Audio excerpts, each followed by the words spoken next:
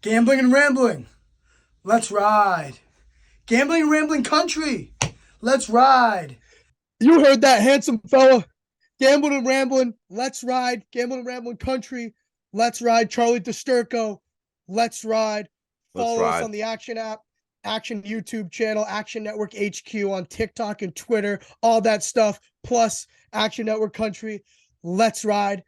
Today, we're talking college football, we're talking all sorts of things. All I know is I am sick. I got the sore throat, nose, and first time I've ever had to do this. I'm battling out there, I guess I'd say. You were a little hoarse yesterday. You fighting it a bit too? Yeah, it's about that time where we're in our Jordan flu game season. The weather's changing, it's getting cold. Not a lot of great weather out there, so everyone's getting sick. I feel like it's just kind of going around. Yeah, our immune system's Thanksgiving just not good for it. So if you haven't tuned in before, I'm Tim Kalinowski. I'm a Boston guy. I think the Patriots suck, but I am a Boston guy. He's Charlie DiSturco. He's a New York guy. So I want to just kick it off by asking him, as a New York guy, how much do you love Mike White?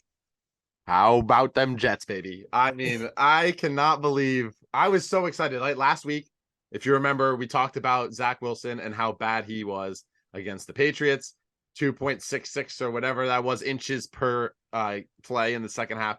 Now we got Mike White. Mike White, he's baby Jesus reincarnated. This man, you could tell me that he split the Red Sea like Moses, and I would believe you. Yeah, there's something that this man has that is just it.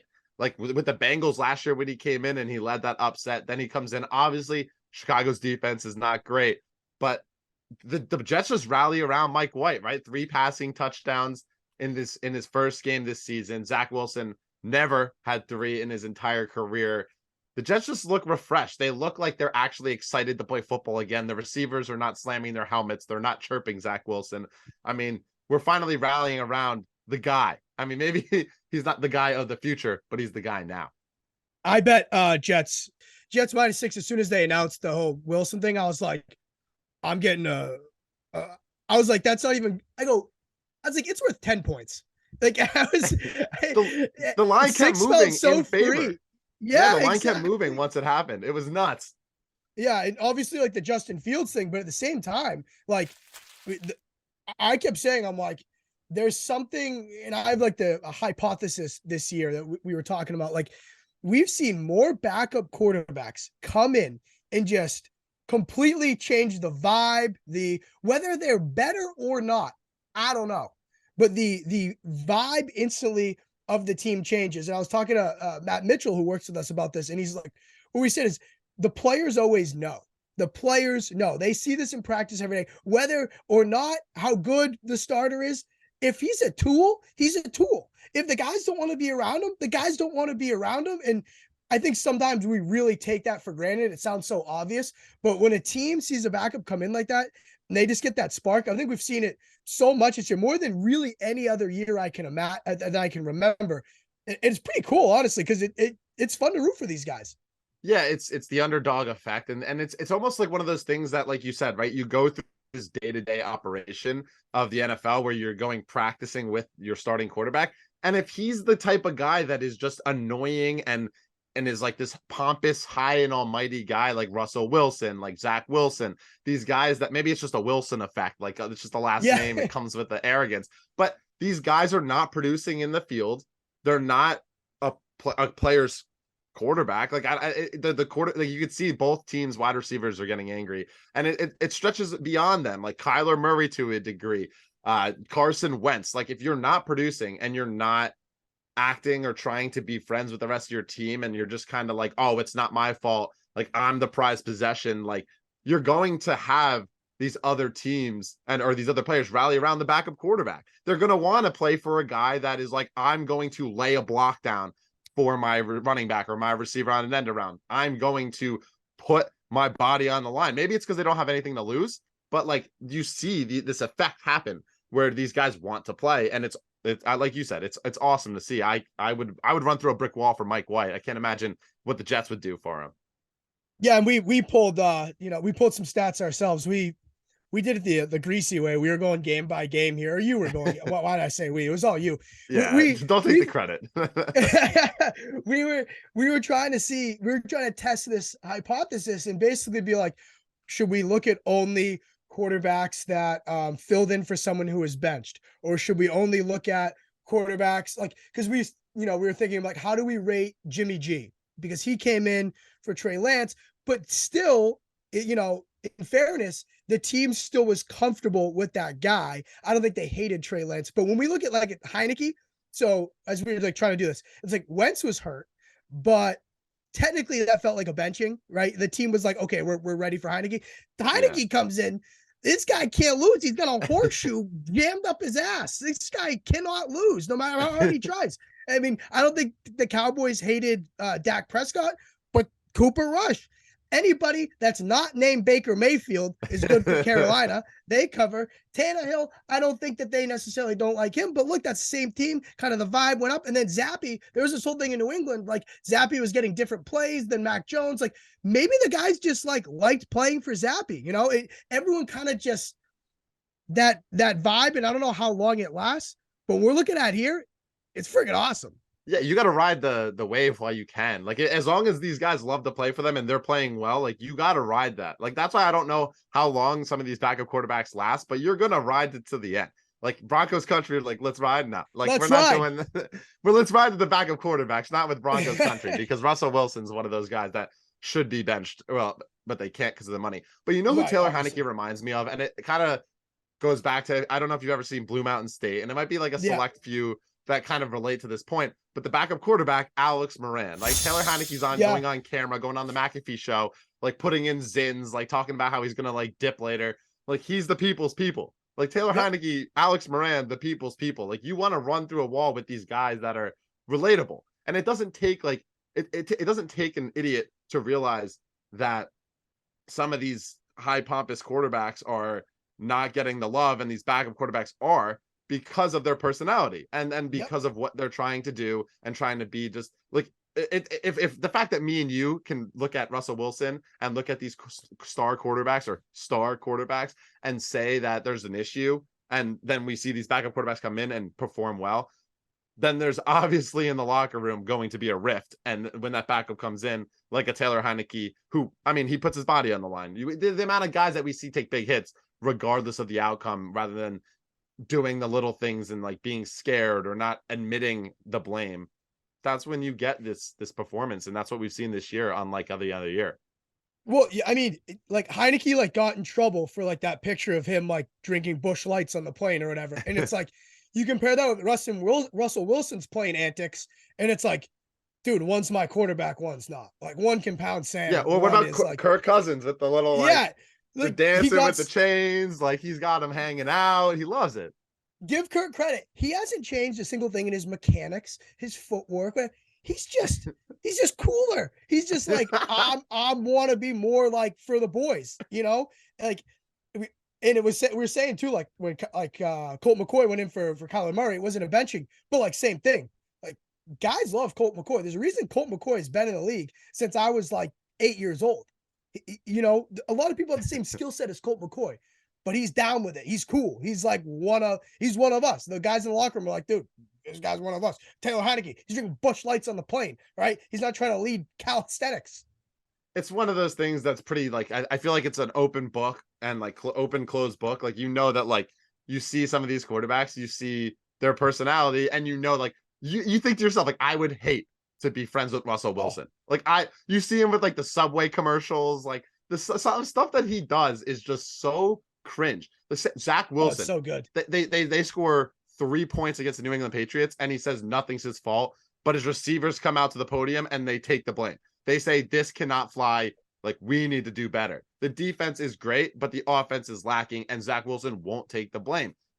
I guarantee you put Mike White up there, you put Taylor Heineke up there, you put these guys that are for the boys and want to be friends with their team and actually care about this being a team environment, and they're going to take the blame. And the players I think, realize that, and that's what we're seeing. And it also helps that there's parity in the NFL. It helps that like the defenses are a lot better and there's not a lot of scoring No, from who bad cares? Who cares quarterbacks. about all that? No, who cares? But it helps with that to a degree. It helps. Like you're telling me Taylor Heineke's coming in and putting up 25, 30 points a game. He's not, but he's able to win these close games because the team will rally around him and the defense doesn't stop. We saw the Denver defense this past weekend. Dude, it's Russell the Wilson and him airplane got in a beers. fight. It's the airplane beers. Who cares if the defense is good? It's the airplane beers. It's the airplane beers, the zins he puts in his mouth. That's why he hasn't lost the game against the spread. But that's who you want to put your money behind too. Like I want to put my money behind a Taylor Heineke. I don't want to put my money behind a Russell Wilson.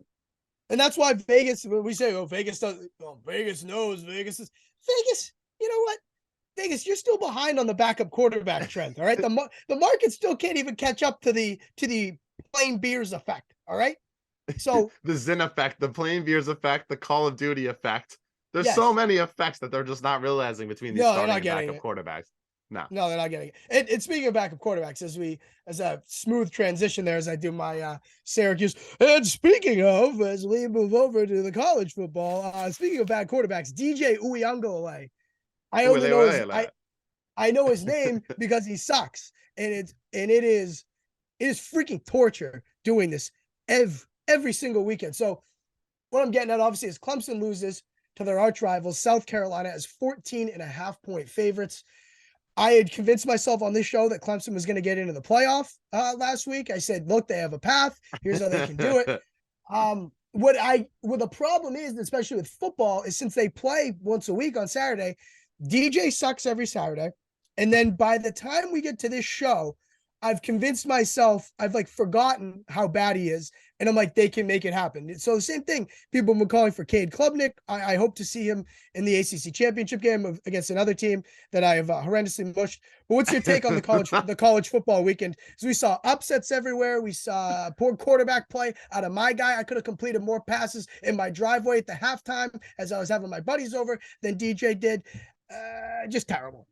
Yeah, it was an interesting weekend. I mean, of course, TCU pummels Iowa State despite outgaining them by 40 yards. The one game that I can't believe is the Michigan-Ohio State game because Blake Corum was basically ineffective, like barely played at all. And Donovan Edwards just absolutely murdered Ohio State. It just looked it was one of those games that I was waiting for Ohio State to just take off. Like they had gotten stopped on fourth down.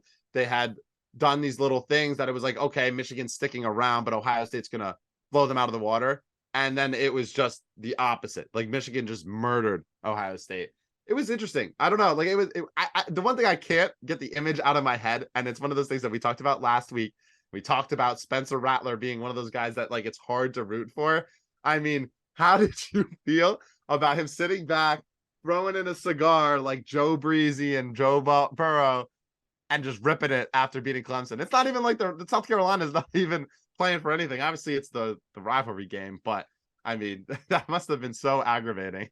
So I don't know if a lot of people are similar to my type of fandom. Like when my team loses like that, like is 14-point favorites, I'm like, you deserve to lose. Like I should have handed out the cigars in the South Carolina locker room because I'm like, smoke them while you got them, boys. Like you just beat Clemson on their home field and they sucked. I'm of the belief if you want change and look, it's beyond just DJ's fault. I want, to see something different than DJ. The coordinator stuff has been bad. Honestly, Clemson and the Patriots have kind of been mirror images of each other almost since they've lost their great quarterbacks. Like for me, I'm like, I want it to be as ugly and disgusting. Like I'm retweeting the Spencer Rattler stuff because I'm like, good, let it sit, let it burn. Like let's see it change. I don't know. Like I'm not someone I can't stand Rattler. He's just like hard to look at. He's just like kind of an ugly dude. But like, you know what I mean? It's kind of like, good. Figure it out. Like what else do you guys want? You guys want scotch? You guys want Johnny Blue? Like I'll pass it out because I bet South Carolina. Like that's what I do. Are you even of age to hand out the Johnny Walker? I'm of age, yeah. I mean, are they of age? I don't know. I mean, they might not be of age. Rattler's been around since 2015. No, that is true. Since he started on the Netflix show, whatever he was then. But no, it was kind of like that too, right? With like seeing like Zach Wilson, like you're almost like make it as bad as it can be because you want to see change, Right. Yeah, I agree I agree on that scenario where like if I have to watch Zach Wilson and I want change to happen, I want him to be just horrible. But I don't think I could stand like Spencer Rattler smoking a cigar like in my team's like locker room, especially just being the guy that like Spencer Rattler is. Like it's a stinging Yeah. loss. Like your college football playoff hopes are out of the water. And then just to add on top of it, Spencer Rattler's like ripping a stove on like your in your locker room. Like it's kind of brutal from that aspect. It's also like, dude, like Joe Burrow did it. Like do something else, be original, and he's not.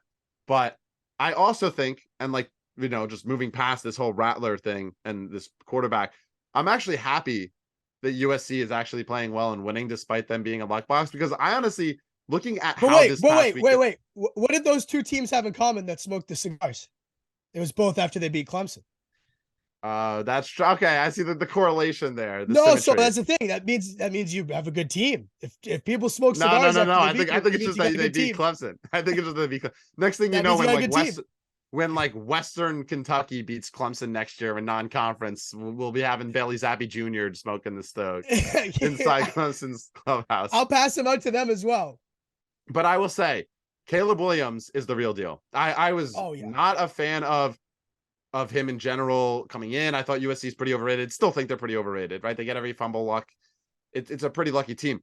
But the throws that he's made the past month, I hate Yeah. to be the guy that's like, oh, well, he's Patrick Mahomes reincarnated. Oh, he's Patrick Mahomes 2.0, right? They said that about Spencer Rattler when he was coming out to college. Caleb Williams is as close to Patrick Mahomes as I think I've seen in the past 8 years, 10 years. He's making throws on the run, dots on the run. He has great receivers, yes, but it's like not like I think maybe like 3 quarterbacks in college can make the throws that he's making on a consistent basis. Yo, he hangs out in the pocket for like an hour and a half. I don't know if like how good their line is, or he has that ability to. He does have obviously does have the ability to extend plays. I wonder what we see if we see them play a Georgia, that physically dominant if he's just running for his life. But I have been so impressed with them. I'm to the point where I kind of wanted to see them lose the other night just because I wanted chaos. But then in the same time, I'm like, I want this team in. This is what the playoff should be about. Getting a team like this in, like seeing how they play Georgia. Like, I'm part of the problem. I underrated them big time because I do believe in the turnover luck and all that. But you know what? Maybe they're just a team like this is the new age of football. Like they're playing a basketball game, so they're gonna score 50, and they're telling their corners, their linebackers, like, look, cut off any route you can, like cheat on anyone you can. Like that's they know that they need to turn the ball over to win the game. So I think it's part of their scheme, and that they just take so many chances because they're like, if we get burned, we're scoring 50 anyway. Yeah, I mean, they're the most entertaining team, I think, in college football. Like, I don't think that there's a team. Yeah. Georgia's not more entertaining. Michigan runs too much. Ohio State is a disaster half the time. TCU is TCU. I think they have to be the most exciting team in football to watch. They put up points. They make some incredible plays. Like Caleb Williams is hard to tackle. He extends plays with his legs. He can make throws on the run. They're incredible. And I hope that they win against Utah in the Pac-12 championship, because I don't want there to be a scenario where they don't end up in the Final Four because, well, let's be honest, TCU might be in at this point after beating Iowa State through the ground. And even if they lose to Kansas State, which they're 2.5-point favorites, by the way, how are they 2.5-point favorites despite being undefeated and in the Big 12 championship? I don't know, but I think they're in at this point. First off, if Caleb Williams heard the way I talked about Drake May 2 weeks ago, he's saying, Tim, shut up, Tim, shut up, Tim, shut up. So thank you, Caleb Williams, for being an avid action fan. Appreciate that. Yeah, he's listening to me now, hoping that I don't mush him. Exactly. He does not want to get added to the mush list. But I actually tend to disagree. I'm going on Green Dog Daily later today. Yeah, I go on the big show now. Oh, yeah, I know you went on it for a little while, but I heard that you go on it more than me. But Tuesday's kind of a really big day. That's why they have me. But anyway, I tend to disagree. I think TCU has a chance to. I think the committee is going to do anything they can to get Alabama in. And I think that you called me crazy last week when I said that Alabama was going to be in, because I didn't think Clemson was going to lose. I didn't think Clemson was going to lose. You let your fandom get in the way. That's what happened there, Tim. I didn't think Clemson was going to lose, and I thought Ohio State would kill Michigan. And or you're right. Okay, you're right. And I didn't think LSU would lose to A&M. I didn't think LSU would lose to A&M. Okay, that's true. But no, you're right. Like, we should have bet that somewhere.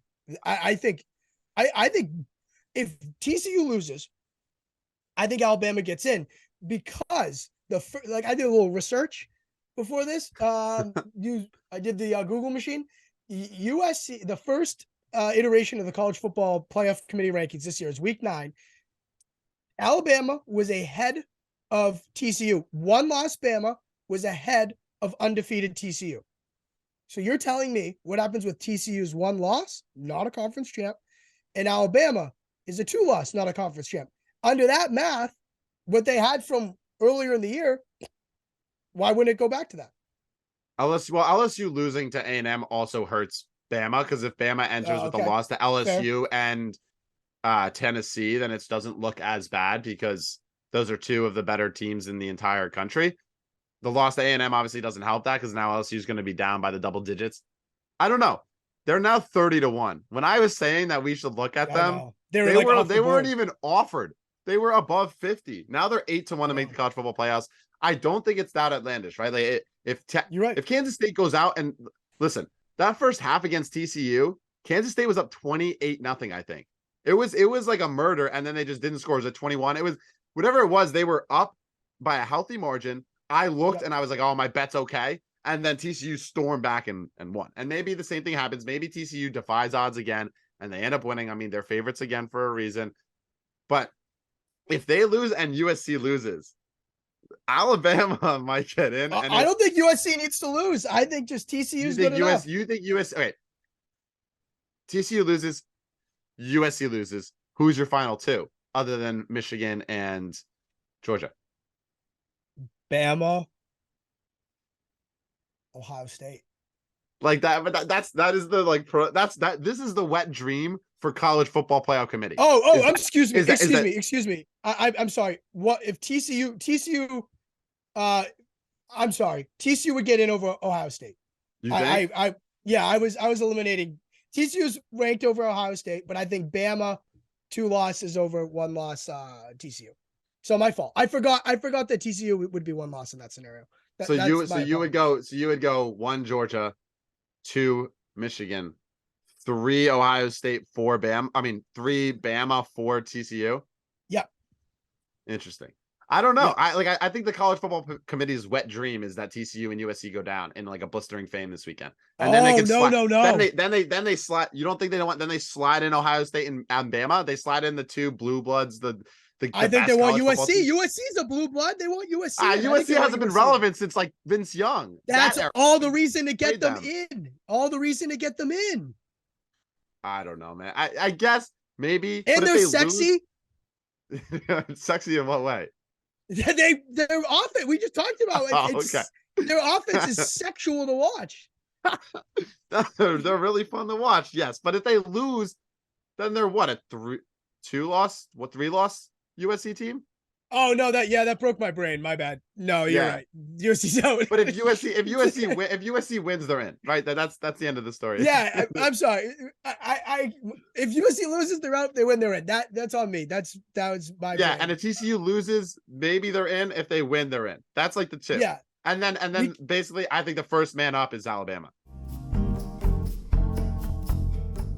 This is literally a bit when we talk about college football playoff. It's literally so it's so funny. It's literally like I always refer back to the Charlie Always Sunny meme where it's like trying to like put all the angles together and be like, well, if this way goes this way, then this way goes that way. I feel like I'm drunk talking to you half the time when we talk about this. No, because the problem is in my head it's so clear. And then every time I start talking but then words are so hard. It is so hard. Yeah. It's 2 coin flip games this weekend. They're both under 3-point spreads. Completely. They both coin flip the other way. Alabama's all of a sudden like, yo, college football committee, like let me in. Like, come on. Like, Bryce Young. Like, so. I agree. I fully agree. I'm all in for that. Fading your friend. That's what you were doing last week.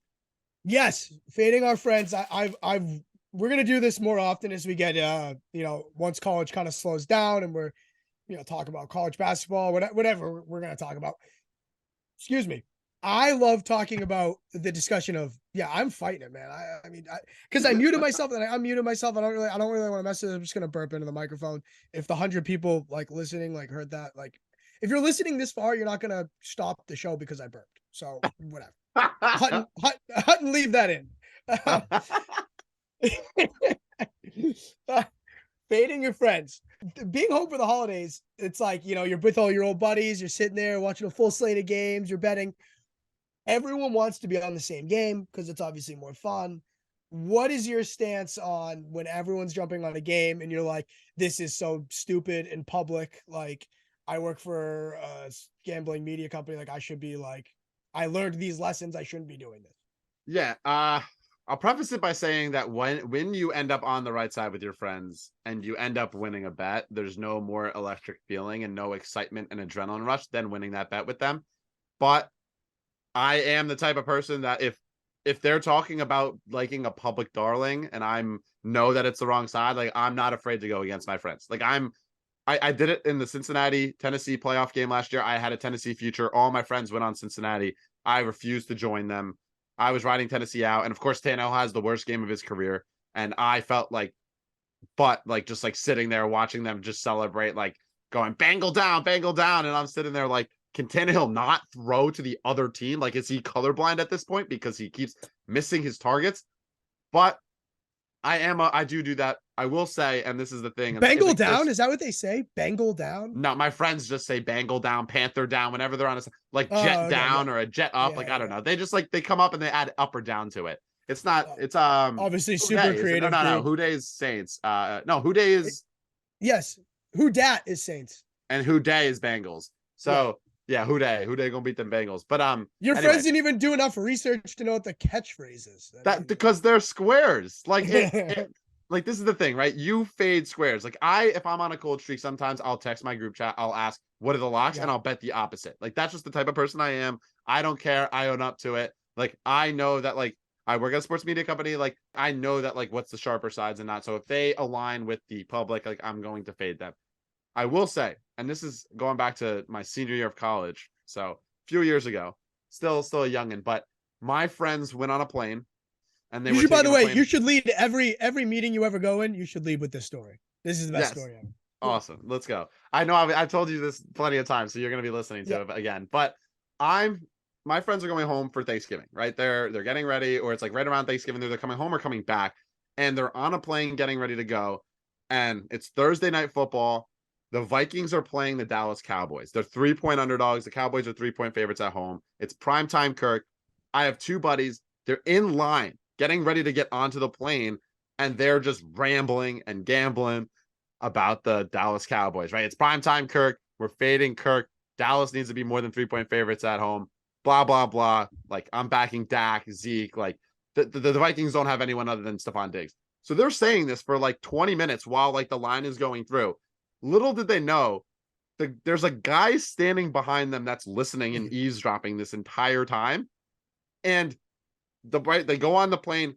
The other guy bets the Vikings. So now he doesn't tell them, but he bets the Vikings +3. All my friends hammered Dallas -3. They get on the flight. They don't have Wi-Fi. They get off the flight. They're waiting, and when the plane lands and half the people clap and the other people are standing up. Well, they looked at their phone and Minnesota won by 7. So they're all pissed off, talking to themselves. Little did they know the guy standing behind them was actually sitting in front of them on the plane, a row in front of them. He gets up right before he leaves. He turns and hands each of them $100 and goes, just so you know, I heard you guys talking about Dallas and the Vikings game tonight, and I hammered the Vikings, so thank you. And just walked off the plane and never talked to him again. You fade your friends. If these guys are Dallas at home, primetime Kirk, it's exactly what Vegas wants you to think, and they fade them. Yeah, that's the best story ever. They just being like, hey, thanks for the betting advice. Just you two talking about it. Yeah, he's like, I could have met two bigger idiots when it comes to sports betting. And so here's $100. I hope this covers your bets. And they bet $20 a game. So it was great. They could do that 4 more times. I'm going to try that. I'm going to start trying that. I'm just get on a plane. Just talking out loud. well, if you look at this, then maybe you should bet this. Anybody bet? Well, some of the sharpest I've ever been, like the hottest streaks I've ever been on is being in college. And I just walk through like whatever my buddies are pregame or whatever, and I'm like, yeah, what do you guys they'll be like, Tim, what are you thinking tonight? And I'm like, what are you guys thinking tonight? And they're like, dude, A&M, man. We're all over them. They're dude, bet A&M's dope. A&M's this, whatever they say. And I'm like, cool. All right, South Carolina. It's like, thank you for that. I will be immediately fading them. Let me open the old sportsbook app right here. Thank you guys. It's like that's as good as it gets. It's like anytime Alabama, Georgia, any of these teams are like laying less than 14, they're like, oh my gosh, they're gonna blow them out. Or like the SEC championship last year, right? It was Alabama gets blown out, and then everyone's like, oh well, why is this spread the way it is? Like it's wrong. No, it's not. Like there's a reason why the spread was what it was. The bet, I have a hard time with the fading your friends thing because I do love fading my friends. I'm a natural contrarian. I'm like the friend that's just who I am. And I'm like the one I can handle, being the one pouting in the room, like I'm fine doing that. But the one night we all rode the same bet, and I had zigged when they zagged like previously, and I was the one person that lost. It was like the worst feeling. And so it was like the next night, it was like during bowl season. And the next night, so we all went over the same kid's house again. And it was the Cheez-It Bowl, the Cal TCU Cheez-It Bowl, which was one of the greatest college football bowl games you've ever seen. And watching that game, the feeling that we had hanging on every play, it was like one of those things where we watched bowl games all day, and then we were like kind of tired. We needed something to get the energy back going again. That game came on, we're like, what are we all throwing? What are this?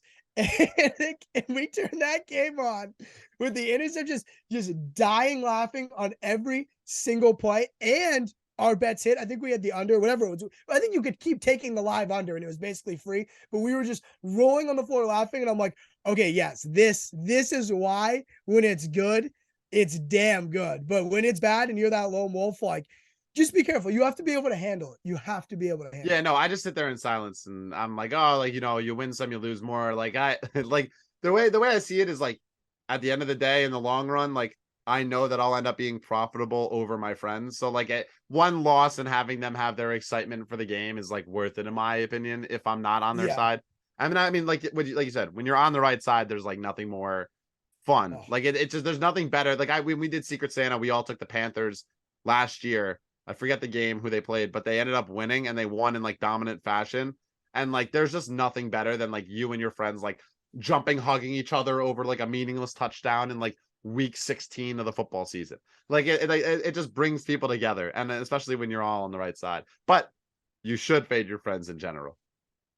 Want to hear the most obnoxious like Patriots fan spoiled fan base thing ever? We used to watch Patriots games, and we would root for them to go down in the first quarter. We'd root for the other team to score first. We'd be sitting around. We'd be all rooting for the other team to score first, and then we'd all just hammer New England, live, or either money line with the adjusted spread. Was it like, I remember literally it was a playoff game years ago they played Tennessee. That cupcake, divisional round. Tennessee came down, right down, scripted play, bang, bang, bang, 7-0. We all were like, yeah. And like our parents were like upstairs, like, why are they all cheering? And then immediately, boop, boop, boop, boop. I think Patriots won like 37-7. After that, it was just like, that's the most spoiled, delusional fan base thing in the entire world. Can you imagine a bunch of 18-year-olds like sitting in someone's basement, getting excited their team goes down in a playoff game because they know they'll win no matter what? Yeah, I can't relate to that because I haven't seen a Jet playoff game in a decade. Yeah. Oh yeah. Yeah. Tell me about that. Yeah. Tell me about that time with the sorry, I was like 15 years old, and I didn't know what betting was at that point. 14. I remember that game when the Jets beat the Patriots in a playoff game, and I had to go home because my friend was crying so hard, and his mom gave me a ride home. I would have been there laughing, so it would have been a great little duet, though. We wouldn't have known each other at that point. No. All right, that's all I got. I need a lozenge. I need another coffee. I need more water. Do you have anything important to say? No, just keep watching Gamblin Ramblin, bro. Let's ride. Let's ride. Let's ride. Plug your Twitter in action. I mean, you Uh, might not want to plug the action, but yeah, Action Network and Twitter at Charlie DiSturco. That's where you can find me. College basketball season in the thick of it, so I'm starting to churn out some game previews, and you'll find us on the YouTube every week on Tuesdays. I'll be looking at the previews. I know nothing about the college hoops. I always gotta. I mean, I know, but I always gotta tell someone that makes me feel more comfortable. I don't like being on an island with that. I don't. I'm Timmy Cal12 on Twitter, T Kalinowski 12 on the Action app. This is Gamblin and Ramblin. Let's ride. Let's ride. Let's ride. Everybody have a good week and a great weekend. We'll meet you here back same place, same time. That's a wrap.